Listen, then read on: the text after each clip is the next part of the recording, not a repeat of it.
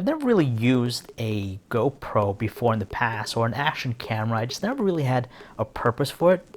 Obviously, smartphones are just so convenient, but I definitely get the purpose and intent behind using an action camera versus them. And that leads me to my video here. I'm going to be talking about the latest thing out of DJI, the same company that's brought us some amazing drones, and now they're going to GoPro territory with their very own action camera. Hey guys, it's John here, and this is my review of the DJI Osmo Action.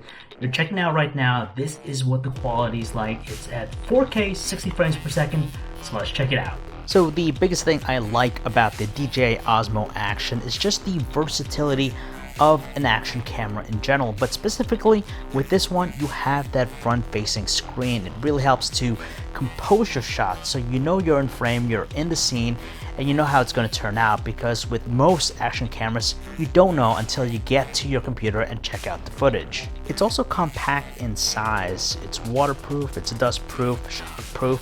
So unlike smartphones, it's a lot more rugged. You could put it in the freezer and it could still record, whereas with most phones, they do offer some sort of water resistance, but you wouldn't necessarily drop them. But you can here with the DJI Osmo Action. Now, as a content creator, I really appreciate that there are different shooting modes that are at my disposal.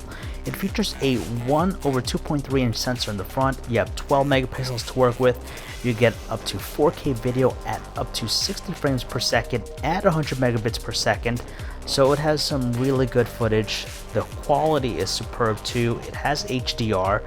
You also have a bunch of different slow motion modes as well. You go to 1080p, 720p. Of course, 720p you get a very slow motion footage, but probably want to stick with the 1080p. It still does a decent job. And I tested out against another smartphone, the LG G8. Nowadays, a lot of smartphones offer wide-angle cameras, and that's the advantage, of course, with an action camera. You have a wide-angle lens there, so you have wide coverage, and as you can see in the footage here, it has just a little bit wider capture than what you're going to get with the LG G8.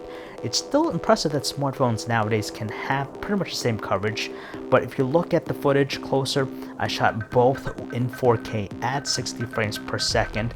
The stabilization is a lot better with the DJI Osmo Action, and on top of that, the overall quality just seems to me to be sharper. Colors seem to be more natural looking and better dynamic range.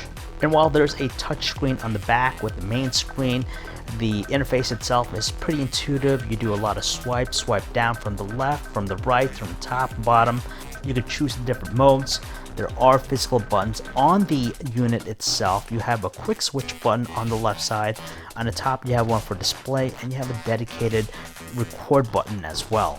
Even though I'll probably still use my smartphone just for the convenience factor, I definitely get the purpose of having an action camera like this.